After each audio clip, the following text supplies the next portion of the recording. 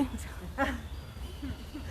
Hola, buenas tardes. Estamos aquí en la Facultad de Arquitectura de la Universidad Veracruzana para la última sesión de la red de huertos universitarios del año. Estamos muy contentos porque ya por fin estamos en un espacio universitario después de varios meses, y muy contentos también porque están iniciando un huerto en esa facultad. Y aquí atrás de mí tenemos a los dos impulsores de ese huerto en la Facultad de Arquitectura, que se pueden acercar: Luis Montiel y Alfredo Cerqueda, que están aquí con nosotros. Entonces estamos iniciando ahí en el huerto. No sé si nos puedes enseñar, Carla, el espacio. Estamos varias personas, pero nos vamos a cuidar mucho, estamos con sana distancia. Y el día de hoy vamos a hablar de dos temas importantes. En ese espacio, si se dan cuenta, hay como algo de pendiente. Entonces estamos diseñando terrazas para poder cultivar a nivel. Entonces vamos a hablar de cómo trazar esas terrazas, qué herramienta podemos usar para trazar esas terrazas, y también vamos a hacer una demostración de lo que es la cama de doble excavación para preparar el suelo para poder sembrar. Entonces tenemos muchas actividades y esperemos que la luz nos dé chance. Y pues vamos a empezar. Nada más quiero saber si nuestros compañeros de arquitectura nos quieren dar unas palabras sobre el huerto que se está iniciando aquí. Bueno, el huerto de la Facultad de Arquitectura es como una condición para cumplir con el reglamento de ecosustento de la Universidad Veracruzana, y además para pues es una de las observaciones en el programa de reacreditación 2023. Entonces, pues estamos iniciando, empezamos desde cero. Queremos vincular la cuestión de la naturaleza con el diseño arquitectónico. Entonces lo hemos dividido en 3 etapas. La primera etapa será la de un huerto de aromáticas y comestibles. La segunda etapa, el de hortalizas, que es en donde estamos parados. Y la tercera etapa será un concurso de muros verticales productivos. Y es vía un concurso en donde participe el diseño, y a lo que queremos es que los estudiantes de la facultad y de otras facultades también participen en este diseño de este muro vertical verde, y que nos permita el poder ligar el diseño con la naturaleza y con los espacios productivos. Muy bien, gracias, Luis. Pues vamos a iniciar con el primer tema, que es el de las terrazas y de cómo usar el aparato A, que nos van a presentar ahora, y nos va a presentar esa parte Carlos Cerdán, de la Facultad de Ciencias Agrícolas. Hola, ¿qué tal? ¿Cómo están? Gusto en verlos por aquí. Pues hoy vamos a hablar de algo que es una palabra muy difícil, que le decimos trigonometría, y que normalmente no sabemos para qué, pero suena como que complicada. La trigonometría tiene varias aplicaciones y hoy vamos a usarla. Entonces, muy rápidamente, así para que todos nos acordemos, existen unas figuras que son los triángulos. Dentro de los triángulos contamos con un triángulo que le llamamos rectángulo. Ese triángulo tiene una característica, que es que tiene un ángulo recto, o sea, un ángulo de 90 grados. A eso le llamamos triángulo rectángulo.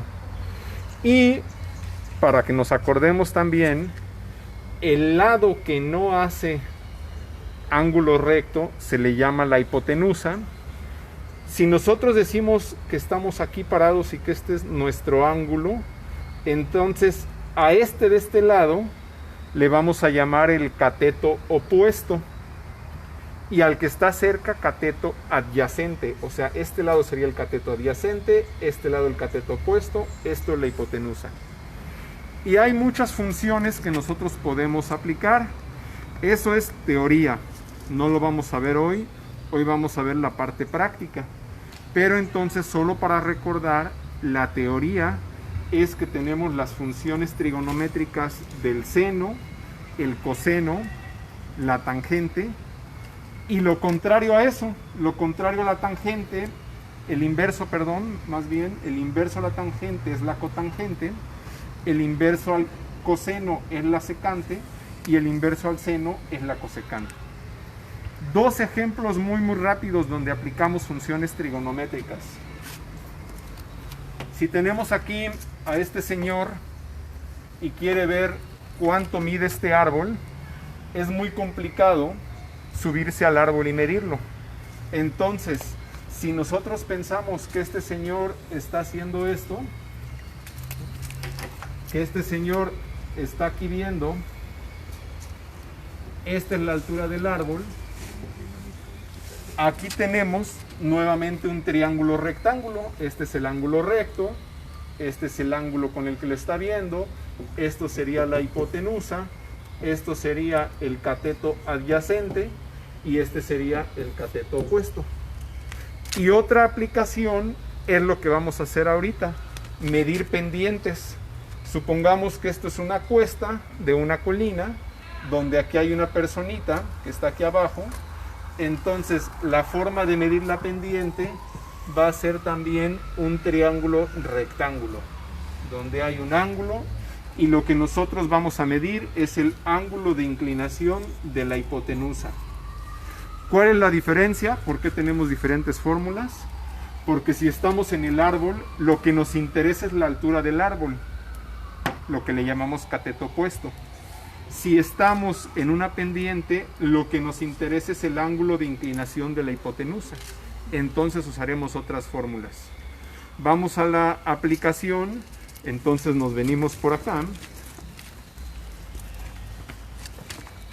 Y aquí tenemos el aparato súper sofisticado de alta tecnología, que es lo que vamos a utilizar hoy, que se llama un aparato A.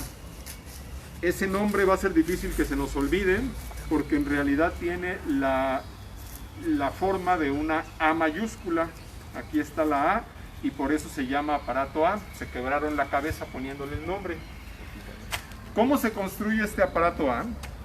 Si se fijan, tiene un triángulo que no es rectángulo. Tiene un triángulo que se llama equilátero. Ese triángulo equilátero son estos dos lados que miden lo mismo, y el lado de acá abajo mide lo mismo que estos dos palitos de arriba. Es un triángulo equilátero. Pero cualquier triángulo equilátero está hecho, si lo partimos a la mitad, de dos triángulos rectángulos. Así es como vamos a aplicar los principios de la trigonometría a la medida que vamos a hacer acá. Entonces, es muy sencillo. Lo único que necesitamos es tener el triángulo equilátero, le pueden poner una plomada de albañil. Si se descuida alguien en su casa, le pueden poner la piedrita del molcajete, le pueden poner cualquier piedra, pueden hacer lo que ustedes gusten. ¿Y de qué sirve el aparato A? Entonces, el aparato A lo podemos, aquí está la construcción, cómo lo hicimos. La plomada, los 2 metros, bueno, este es de 1,5 metros, pero no importa, porque como ya les dije, los principios geométricos son igual, no importa de qué tamaño sea el triángulo, no importa de qué tamaño sea un círculo, también siempre va a tener los mismos principios. Y nos sirve para 4 cosas ese aparatito. Ese aparatito, lo que vamos a hacer ahorita, lo vamos a usar para medir una pendiente, la pendiente de un terreno.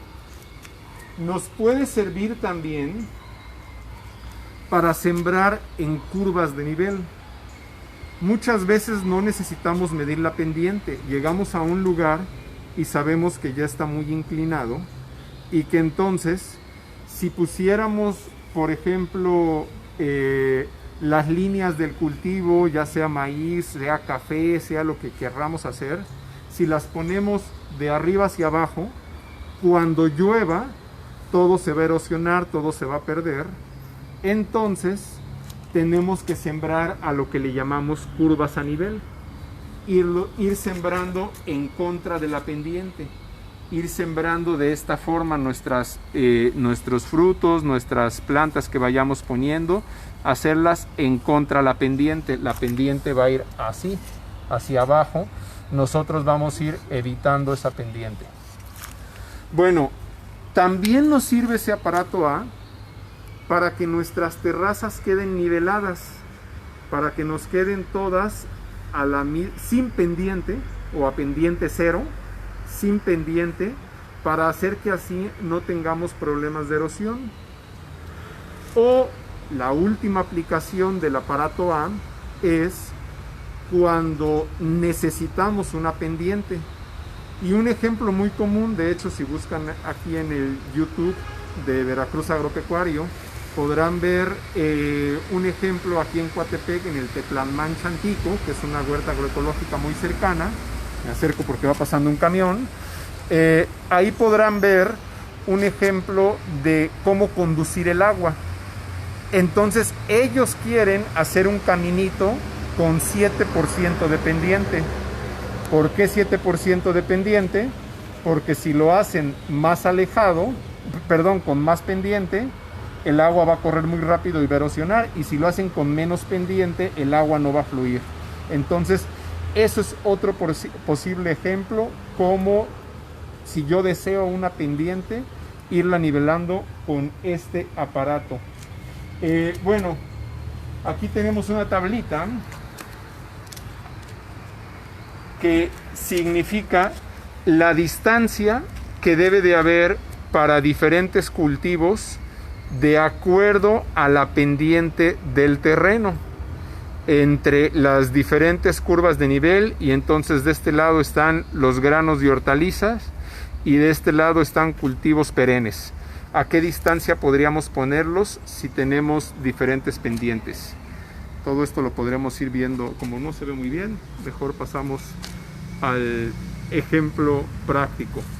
Entonces, le vamos a pedir a nuestra camarógrafa que voltee para acá. El ejemplo que vamos a hacer en este momento va a ser cuando esté listo nuestro aparato A. Vamos a medir la pendiente de aquí para allá. Vamos a usar este aparato para medir la pendiente de aquí para allá. Y le pedirían al staff técnico, por favor, que pasara a ayudarnos. Joven del aparato A.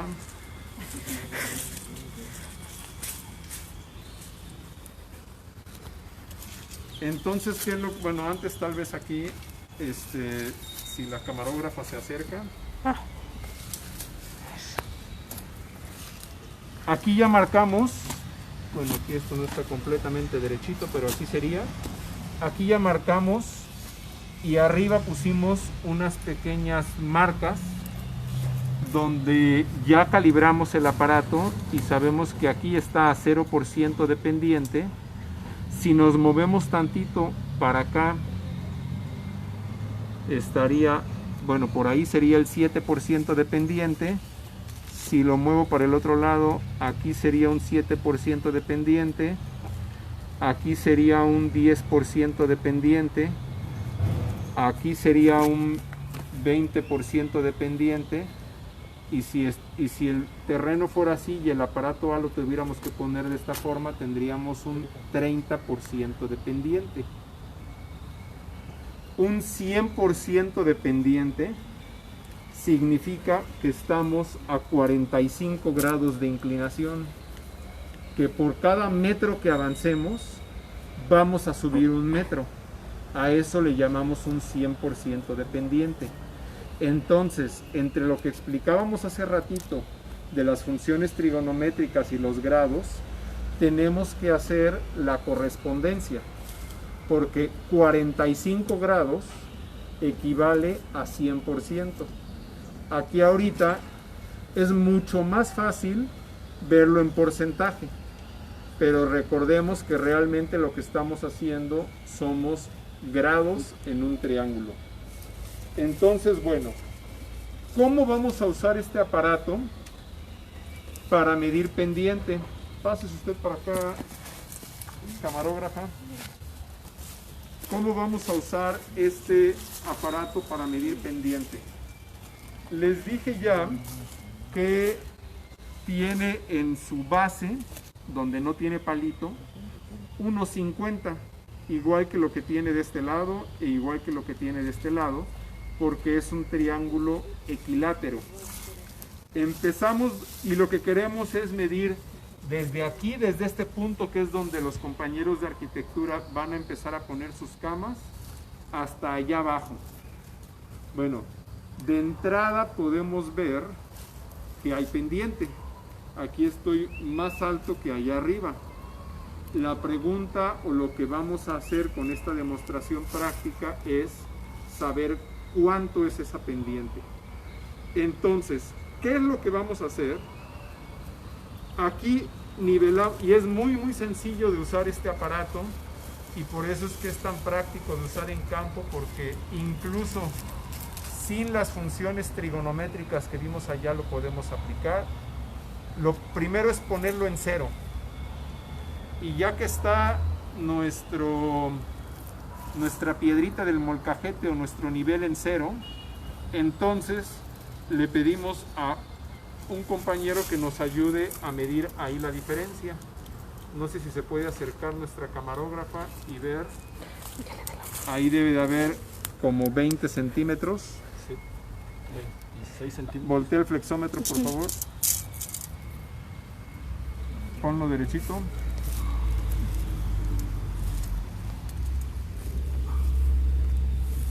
...26 centímetros. 25,5. 25,5. Entonces, sin que mueva el flexómetro, ahí ponlo de nuevo. Bueno, ahí marcaste, ¿no? Sí. Aquí está marcado. Movemos este aparato A.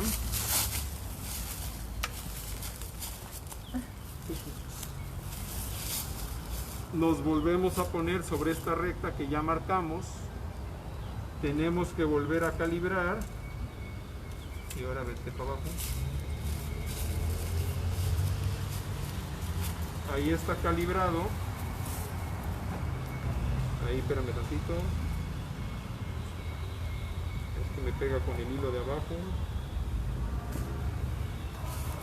Ahí está calibrado. Ahora sí, mide la patita.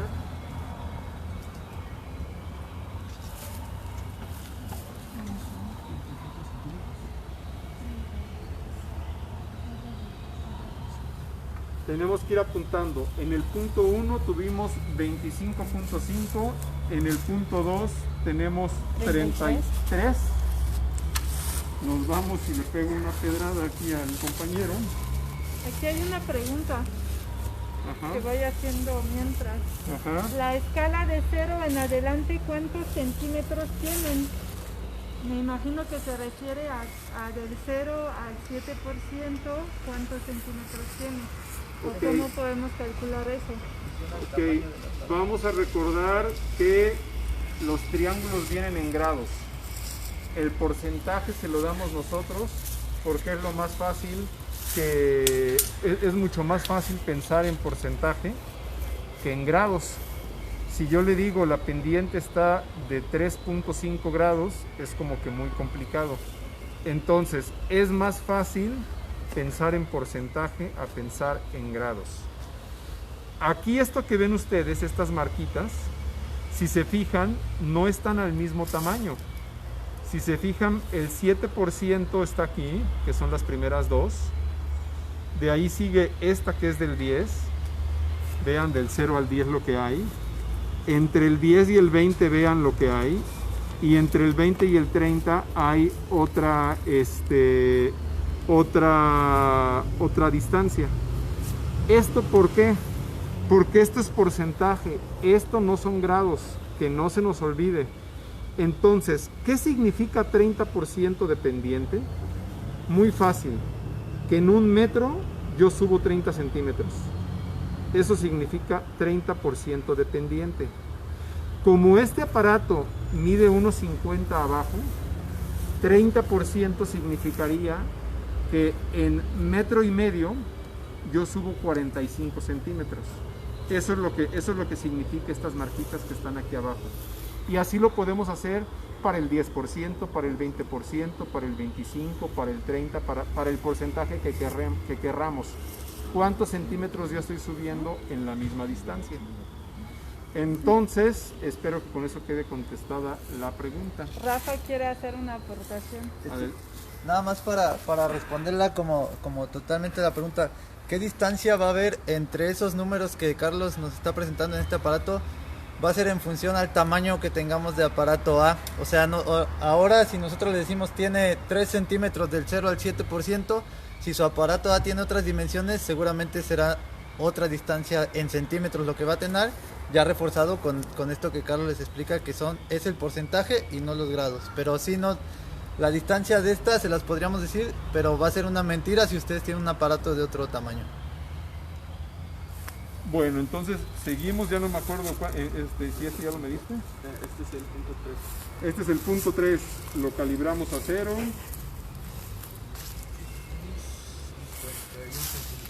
51 centímetros. Entonces, volviendo a la pregunta, aquí en metro y medio estamos bajando 51 centímetros. Eso sería el porcentaje de pendiente si lo dividimos en 350. Ahorita lo vamos a sacar las cuentas para todo el segmento. Marcamos aquí, lo ponemos, nivelamos a 0 nuestro aparato. Listo.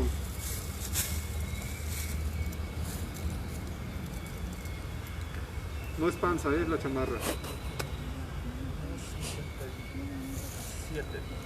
57 centímetros para este punto. Marcamos aquí y yo creo que con este ya acabamos. Nada más que deje el flexo. Volvemos a nivelar a 0. Nada más que se está moviendo mucho, espérenme tantito, parece piñata.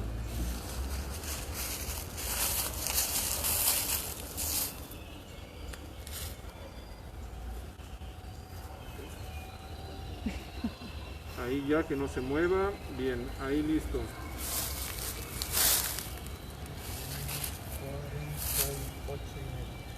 48.5 centímetros. Ok. Ahora, ¿cómo tendríamos que hacer las cuentas? Tuvimos punto 1, punto 2, punto 3, punto 4, punto 5. Hay dos formas. Podríamos ir sacando el porcentaje de pendiente que hay cada metro y medio, pero aquí realmente que usamos esto 5 veces. 5, ¿verdad? Sí.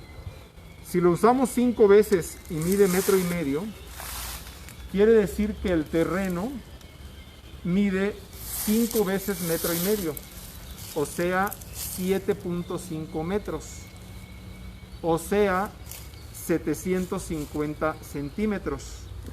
Entonces, si tenemos 750 centímetros y en el punto 1 bajamos 25.5, en el punto 2 33, en el punto 3 51, en el punto 4 57 y en el punto 5 48.5, tenemos 215 centímetros los que bajamos, 215 centímetros y 215 centímetros los que bajamos y 750 centímetros los que avanzamos en el terreno. Volviendo a la pregunta, aquí lo vamos a usar con porcentaje. No estamos calculando este ángulo, este sería nuestro triángulo rectángulo, esto sería nuestra hipotenusa, pero en campo es mucho más fácil ver el porcentaje, y en campo y en cualquier lugar, que tener realmente las funciones trigonométricas nos sirven porque cualquier lugar vamos a hacer lo mismo, pero es más práctico ir directo al porcentaje. Lo único que tenemos que hacer es una simple división donde dividimos el total de lo que fuimos bajando en cada punto entre la distancia. 215 entre 750 nos da Punto 286. .286. 0.286. Si nosotros lo queremos llevar a porcentaje, lo multiplicamos por 100 y nos da 28.6% de pendiente. Entonces, este terreno que medimos ahorita, de acá para acá, tiene, qué letra tan fea, tiene un porcentaje de pendiente de 28.6%. Y eso es lo que sabríamos que hacer. 28.6% es mucho o es poco, depende de lo que querramos hacer. Si quisiéramos sembrar aquí en forma de la pendiente, sería muchísimo. Por eso es que estas camas las van a hacer contrario a la pendiente y van a estar haciendo diferentes obras de conservación a lo largo de todo este terreno. Bueno, podemos pasar al siguiente tema. Entonces, pues muchas gracias. Si hubiera dudas, ahorita las comentamos.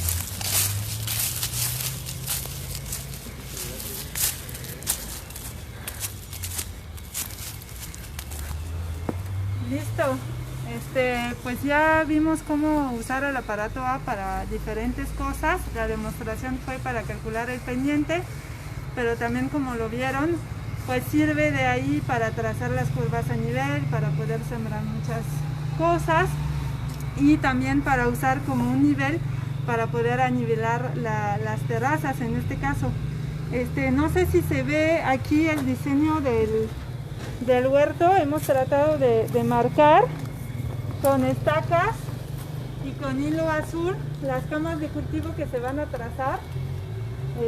La primera cama de cultivo es de 60 centímetros.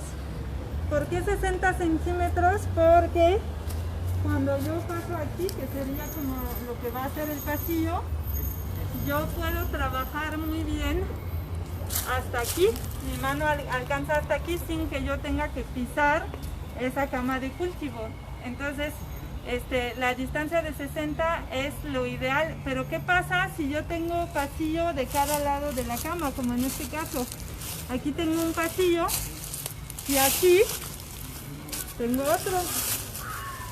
Entonces, aquí esa cama puede medir hasta 1,20, porque yo puedo estar trabajando de este lado a 60 y del otro lado también a 60. Entonces, así hemos diseñado como esas camas de cultivo. Y lo que se va a tener que hacer aquí, por lo del pendiente que calcularon, es tener que anivelar esas camas de cultivo. Entonces, lo que se va a hacer es que se va a escarbar en la parte más alta y se va a tener que anivelar hacia abajo, ¿no? El chiste es que todo eso quede a nivel en donde se va a cultivar, para evitar justamente los problemas de erosión, ¿no? Y que toda el agua se pueda llevar la tierra hasta abajo. Entonces, bueno, ese es el diseño. Van a ver que hay varias camas. Hay 1, 2, 3, 4. Igual y habrá más, pero todavía estamos como viendo el espacio. Y lo que queremos enseñarles ahorita, muy brevemente, yo y mi compañero Rafa, es cómo se hace la cama de doble excavación. La doble excavación es una forma de preparar la cama de cultivo, de preparar el suelo para poder cultivar ahí hortalizas. Entonces, la doble hay muchas técnicas, en realidad hay varias. La doble excavación es una forma, y es una forma del cultivo biointensivo, que se usa en el cultivo biointensivo de hortalizas. Y lo que permite la doble excavación es tener hasta 60 centímetros de profundidad de siembra, para que la raíz de la planta pueda desarrollarse muy bien. Recuerden, y lo hemos visto en varias sesiones de la red anterior a esa, que más le vamos a dar espacio a la raíz para que se pueda desarrollar, mejor se va a dar nuestra planta. Si ponemos las hortalizas en maceteros o en camas de cultivo que tienen como poca profundidad de siembra, entonces la raíz no se va a poder desarrollar bien y por lo tanto la parte de arriba tampoco, ¿no? Y cuando estamos cultivando además cultivos que son de raíces, por ejemplo zanahorias, ¿no? Esas pues van a necesitar también cierta profundidad de tierra, ¿no? Para que la zanahoria pueda crecer muy bien y hasta abajo. Entonces lo que vamos a hacer ahora es eso. Les voy a explicar muy brevemente cómo es la doble excavación aquí en el pizarrón y después vamos a hacer la demostración antes de que oscurezca. Entonces, pues aquí tratamos de dibujar lo que es un espacio, una cama de cultivo. Lo que tienen aquí en negro son como las estacas, es lo que vieron aquí, ¿no? Las estacas con el hilo para delimitar nuestra cama de cultivo. La cama en realidad puede tener el largo que ustedes consideren. El detalle es que tenga el ancho de 60 si solo la puedo trabajar de un lado o de 1,20 m si la puedo trabajar de los dos lados. Entonces voy a trazar y marcar la cama con las estacas y con el mecate. Después quito el pasto, que es lo que hemos hecho aquí, sobre todo en la primera que vamos a trabajar ahorita. Quito el pasto, quito las hierbas, entonces para eso puedo usar un azadón, que es esa herramienta. Entonces para quitar nada más el pasto. Y después, en caso de tener un suelo como muy duro, sí se recomienda regar unos días antes de hacer la cama de doble excavación, regar toda la cama, porque el agua va a permitir que después sea un poco más fácil trabajar ese suelo, ¿no? En este caso no fue necesario. La verdad es que el suelo de aquí no es tan compactado, es bastante fácil de trabajar, entonces no lo hemos hecho. Después, y ahí viene como la técnica, me voy a colocar de un lado de la cama y lo que voy a hacer es escarbar con la ayuda del bieldo, que es esa herramienta, y de la pala recta, que ahorita la van a ver también. Voy a escarbar una primera zanja de la cama de 30 centímetros de profundo por 30 de ancho, puede ser un poco más, que es eso que tratamos de representar aquí, ¿no? El nivel del suelo está así y aquí se escarba. Entonces toda esa tierra de esa primera franja, se va a sacar, ¿no? Y después entonces voy a pasar a la segunda etapa, que voy a agarrar el bieldo y entonces voy a aflojar los 30 centímetros de abajo de lo que acabo de escarbar, por lo tanto voy a llegar hasta los 60 centímetros de abajo. Esas herramientas, la pala recta y el bieldo, miden más o menos 30 centímetros, esa parte de aquí. Entonces eso nos da una idea, no tenemos que medir con un flexómetro, nos da una idea de qué tanto tenemos que escarbar. Entonces vamos a aflojar, nada más, la dejamos ahí esa tierra. Y después entonces nos pasamos a otra franja, al lado de la que acabamos de trabajar, hacemos el mismo procedimiento, escarbamos los primeros 30 centímetros de suelo y los pasamos, en este caso, sobre la primera franja que escarbamos. Entonces por eso aquí hicimos una flecha, ¿no? Los vamos a pasar aquí. Después seguimos de la misma forma, vamos a aflojarlo hasta los 60 y seguimos así. Y vamos a dividir toda nuestra cama de cultivo en varias franjas hasta terminarla. Entonces sí es bastante trabajo, pero esa parte favorece muchísimo a las hortalizas. Lo que se va a tener que hacer al final es abonar también para poder sembrar. Porque aquí lo que vamos a hacer, no vamos a abonar en ese momento porque no vamos a sembrar ahorita. Entonces cuando ya vayamos a sembrar, sí vamos a abonar, incorporar el abono como en la parte superficial del suelo. Pues sin más, les voy a dejar con Rafa para que pueda explicar, para poder hacer la demostración, porque ya oscurece muy rápido. Sí, gracias Laura. Pues vamos a hacer ahora práctico lo que ya Laura nos explicó en lo teórico. Recuerden, es bien importante, Si está muy duro el suelo porque esté compactado, si regamos seguramente se va a aflojar un poco más. Y no es necesario tener tanta fuerza para estar haciendo la cama, sino más bien estar ahí como constante. En este caso las herramientas que vamos a ocupar, como ya decía Laura, es un bieldo para ir aflojando la tierra y una pala para sacar la que ya estemos aflojando. Recordar que es una cama de doble excavación, entonces voy a meter el bieldo y voy a intentar ir aflojando primero el suelo, y como decían aquí es un poco suave.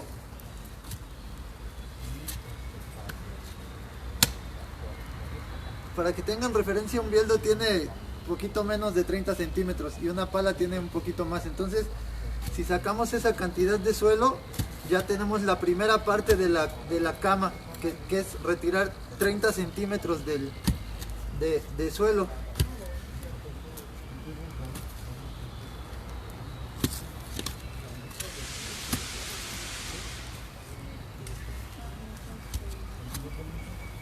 Ahora pude así. En caso de que esté muy duro, podemos poner el bieldo y apoyar todo nuestro peso en él. Se vaya completo y aflojamos, ¿sale? Aquí ya aflojé algo.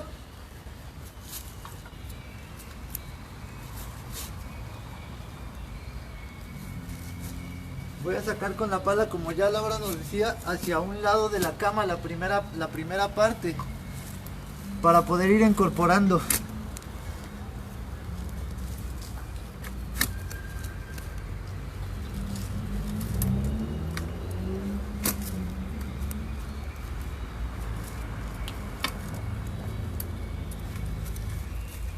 Y vamos dando forma con la misma pala.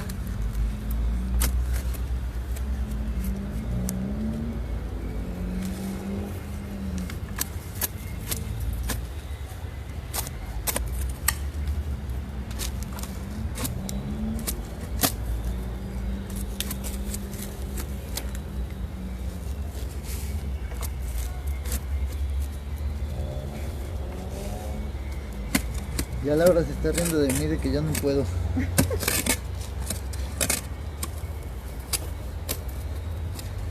Si nos encontramos piedras grandes, en este caso escombro, porque a lo mejor el suelo lo tenemos que enriquecer después, como ya decía, la retiramos.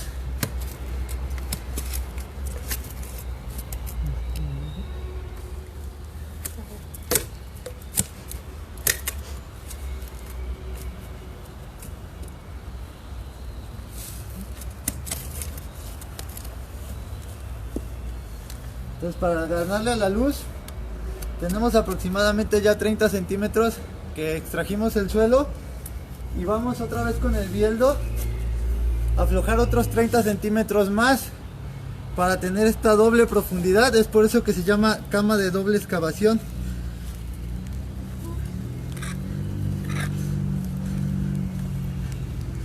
Entonces entramos el bieldo y vamos aflojando el suelo. Ya nos está ganando la lluvia.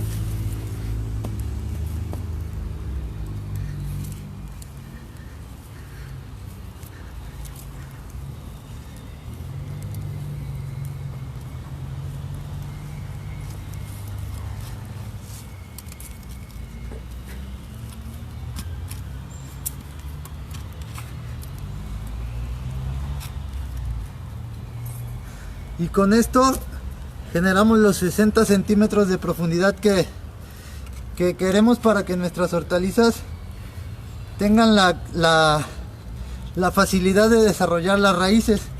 Más si queremos hortalizas de raíz, como son las zanahorias, las cebollas, y que tengan como toda esta facilidad.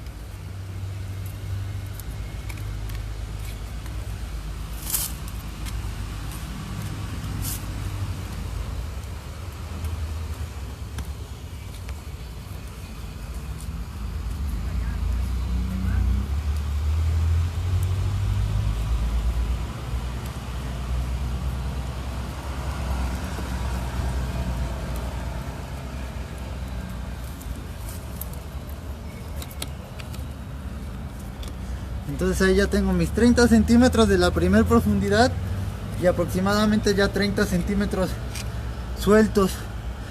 Es importante ya no pisar, ya lo que aflojamos no pisarlo.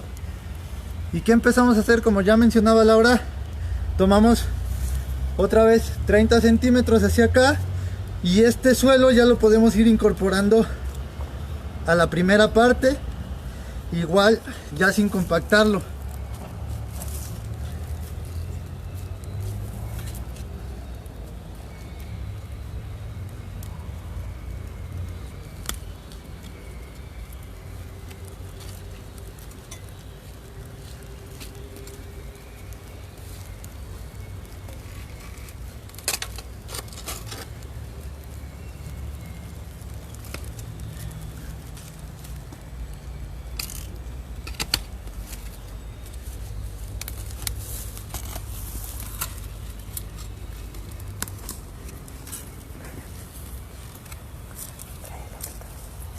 Este suelo lo vamos incorporando a la primera parte que es que ya sacamos de suelo.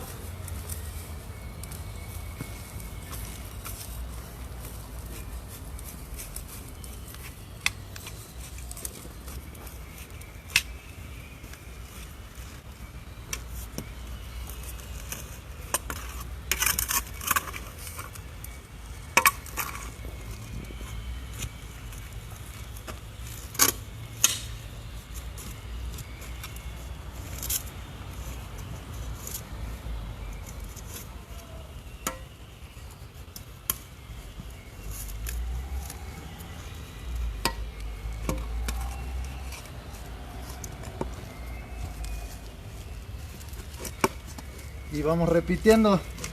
Tenemos los 30 centímetros ya de suelo que vamos a retirar, y después de aflojar estos 30 centímetros, después de sacar estos 30 centímetros, pues misma operación, tomamos el bieldo y aflojamos otros 30 centímetros hacia abajo, y entonces así se forma nuestra cama de doble excavación.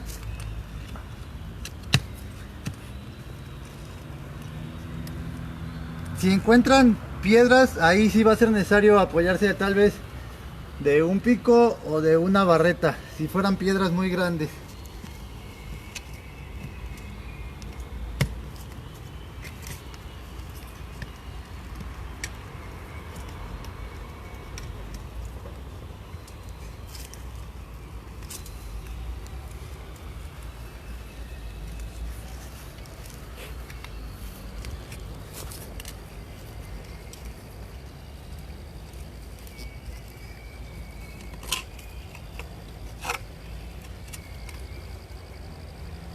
Y bueno, ya básicamente pues esa es una cama de doble excavación. Ya lo importante es ir incorporando las capas de suelo a donde vamos haciendo la excavación, y como podemos ver, el suelo toma otra estructura porque lo estamos aflojando, y la cama va a tomar, aparte de lo que le escarbamos, va a tomar la parte alta de la cama, va a quedar más elevada del nivel que teníamos anterior, porque ya le metimos como el aire, ¿no? Esta particularidad que también vamos a necesitar en las camas. Entonces, ir repitiendo estas operaciones. Hay que destinarle algo de tiempo y recordar, sí, muy enfáticos, que para que nuestras hortalizas produzcan de manera eficiente necesitan un suelo profundo. En este caso se puede. Si no tenemos esta posibilidad, como ya bien decía Laura, hay otras técnicas de cultivo que a lo mejor no son doble excavación, y si quiero plantas aromáticas, seguramente en este tipo de camas no va, ¿no? O sea, para no estar trabajando de más. Esta es más para el bien para hortalizas, ¿no? De hoja, para hortalizas de raíz. Muy bien, muchas gracias, Rafa. Pues ya vamos acabando como esa sesión, que es la última sesión del año con ese tema, y les decía que con mucho gusto ya de regresar a un espacio universitario, aunque sea con muchas medidas ahí de distanciamiento, etcétera. Y también pues muy contentos de ver que se está iniciando un nuevo huerto en la Universidad Veracruzana. En la universidad aquí en Jalapa hay unos 6 huertos y esas sesiones de huertos las estamos haciendo de manera mensual desde el 2017 y normalmente las hacíamos en los huertos de la Universidad Veracruzana, rotándonos, ¿no? Y siempre se trataba o se trata de venir, de aprender, de colaborar y de aprender haciendo sobre todo. Entonces, desde que nos tocó la cuarentena, la contingencia, pues estamos haciendo esas sesiones de manera virtual y las hemos estado haciendo desde marzo, desde casa, también rotándonos entre las diferentes personas que participamos en esa red. Y bueno, pues hoy estamos nuevamente en la Universidad Veracruzana, entonces esperemos que esa sesión les haya gustado mucho. No sé si quieran agregar algo, una última palabra a los compañeros de arquitectura ahí para motivar también a la comunidad universitaria y sobre todo de la Facultad de Arquitectura y por qué no de otros lugares también a participar en ese huerto.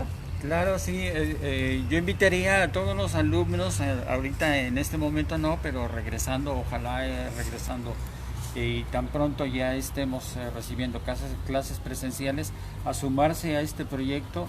O sea, lo que queremos es crear conciencia ambiental, ganar espacio, o sea, pavimentar menos, utilizar menos concreto y sobre todo esto de ser un poco más conscientes con el entorno y con la alimentación y dentro de la facultad. Entonces, pues la oportunidad es de verlo en vivo y pues por qué no pensar que en un momento dado uno puede llevarse unas ramas de zacate limón o de romero, eso que nosotros vimos cómo creció, y además aprender a esto de los muros verdes, ¿no? Que es el objetivo académico. Gracias a todos y súmense a la iniciativa del huerto de la Facultad de Arquitectura. Muchas gracias y entonces nos vemos en enero para la primera sesión de huerto del año 2021.